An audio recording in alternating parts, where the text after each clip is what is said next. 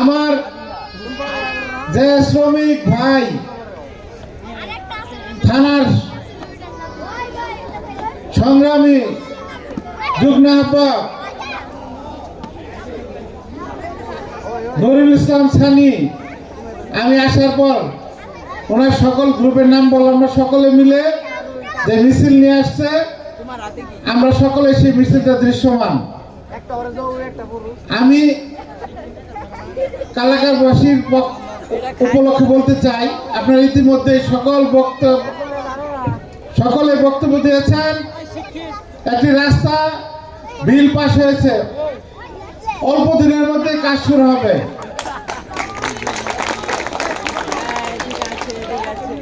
এবং আপনাদের আমাদের এই 13 নম্বর ওয়ার্ডের সভাপতি মজিদ তালুকদার সহ সকল নেতৃবৃন্দ এই রাস্তার কাজের অগ্রগতি সবকিছু পরিচালনা করবেন, দেখভাল করবেন সকলে মিলে। আমি সর্বপ্রথম সেই মহান স্বাধীনতার ঘোষক শহীদ রাষ্ট্রপতি জিয়া রহমানকে শ্রদ্ধা করে স্মরণ করছি। বেগম খালেদা জিয়া তিনবারের প্রধানমন্ত্রী, তিনি অসুস্থ। তার সর্বকনিষ্ঠ ছেলে আরাফাত রহমান কোকো মালয়েশিয়ায় তিনি নিহত হয়েছেন। তার লাশটি বাংলার মাটিতে আনার পর প্রধানমন্ত্রী তো থাকতে পারে নাই। সে একটা মা, তার কান্না সারা 18 কোটি মানুষের দেখছে সেদিন। কিন্তু 5 আগস্ট সকাল 10:40 তিনি এই দেশ ছেড়ে পালিয়ে গেছে 300 ক্যাবিনেট এমপিদের নিয়ে। সেই শেখ হাসিনার মন একটু নরম হয়নি, একটু দুঃখ কষ্ট পায়নি। তাকে সামরিক কবরস্থানে দাফন করার কথা সে বলেছিল, কিন্তু সেখানে দেওয়া হয়নি।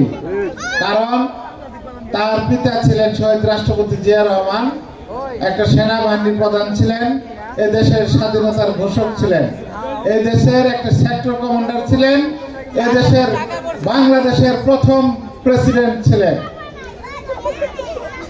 প্রথম প্রেসিডেন্ট সামরিক আইন জারি করে সে প্রথম প্রেসিডেন্ট শহীদ রাষ্ট্রপতি জিয়া রহমান। আপনারা আমাদের পাশের দেশ ভারতে গেলে কলকাতায় মিউজিয়ামে তার কথা লেখা আছে, সকলে দেখতে পারবেন। কিন্তু এই কথাটা তারা বিশ্বাস করে না, তারা কখনো বলে নাই। তারপরে সে দেশপ্রেমিক, বহুদলীয় গণতন্ত্রের প্রবক্তা। ওনার জন্ম না হলে দেশ স্বাধীন হতো না, ওনার জন্ম না হলে বহুদলীয় গণতন্ত্র এই দেশে না দিলে শেখ হাসিনা বাংলার মাটিতে আসতে পারত না। শেখ হাসিনা এসে চক্রান্ত করে কিছু বিপদগামী সেনা প্রধানদের নিয়ে চট্টগ্রাম সার্কিট হাউসে তাকে নিহত করেছে। তার এই সুযোগ্য সন্তান আমাদের মাননীয় ভারপ্রাপ্ত চেয়ারম্যান জনাব তারেক রহমান, উনি এদেশে তাকে থাকতে দেয় নাই, এদেশ থেকে তাকে বের করে দিয়েছিল। সে সুদূর লন্ডনে নির্বাসনে ছিল, সেখান থেকে আমাদের দলের নেতৃত্ব দিয়ে আসছে।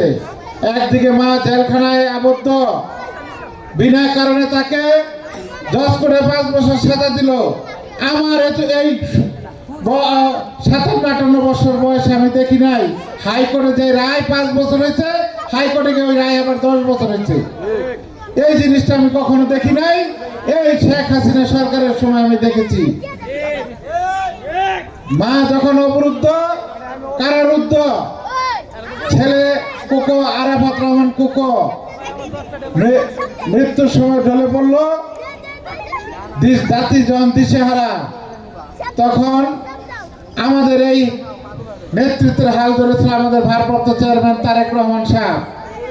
কিন্তু একটি কথা, আল্লাহর মাই দুনিয়ার ভাই, শুধু একটি কথা বলার কারণে আজকে শেখ হাসিনা, কিছুক্ষণ আগে একটা ভিডিও দেখলাম, শেখ মুজিবের ভবন পুড়ে ছারখার নতুন করে আবার শেখ পরিবার বাংলার মাটি থেকে নিষ্পেষিত হয়ে যাবে। সারা বাংলাদেশ আগুন জ্বলছে। 32 নম্বর যে বাড়িটা ছিল শেখ মুজিবের, সেখানে আগুন জ্বলছে দাউ দাউ করে।